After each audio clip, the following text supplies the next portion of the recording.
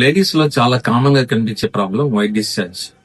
ఈ white discharge రెండు రకాలు, ఒకటి వచ్చి నార్మల్, ఇంకోటి అబ్నార్మల్. యూజువల్ గా మెన్సెస్ ముందు 5 days ముందు, 5 days తర్వాత వైట్ డిశ్చార్జ్ అనేది కనపడుతుంటుంది. ఈవెన్ ఓవులేషన్ అంటే మెన్సెస్ అయ్యే 14 days ముందు కూడా ఈ వైట్ డిశ్చార్జ్ అనేది కనబడుతుంటుంది. ఇది చాలా కామన్, ఇది చాలా నార్మల్.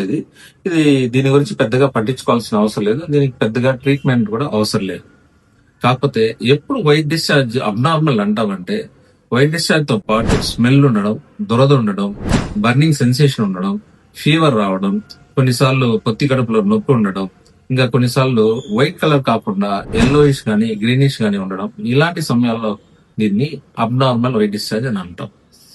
ఇలాంటి అబ్నార్మల్ వైట్ డిశ్చార్జ్ ఉన్నట్టయితే గైనకాలజిస్ట్ ని కలిసినట్టయితే వాళ్ళు స్పెక్యులమ్ ఎగ్జామినేషన్ చేసి ఇది ఏ ఇన్ఫెక్షన్ వల్ల వచ్చింది అంటే వైరస్సా, లేకపోతే క్యాండిడియల్లా, ఫంగల్లా, లేకపోతే ట్రైకోమోనాసా, లేదు ఇంకా వేరే కారణాల్లో వచ్చిందా అని కనుక్కొని దాని తగినట్టు ట్రీట్మెంట్ ఇవ్వడం అనేది జరుగుతుంది. కాకపోతే దీన్ని నెగ్లెక్ట్ చేసినట్టయితే మాత్రము ఇది ఇన్ఫెక్షన్ అనేది స్ప్రెడ్ అయ్యి సర్వైకల్ ఇన్ఫెక్షన్ గానీ, యూట్రైన్ ఇన్ఫెక్షన్ గానీ, ట్యూబల్ ఇన్ఫెక్షన్ గానీ వచ్చే ఛాన్స్ ఉంటాయి. చాలా కాలము అంటే సంవత్సరాల తరబడి సర్వైకల్ ఇన్ఫెక్షన్ ఉన్నట్టయితే ఈవెన్ సర్వైకల్ క్యాన్సర్ అంటే గర్భాశయ ముఖద్వార క్యాన్సర్ వచ్చే అవకాశం కూడా ఉంటుంది. Thank you.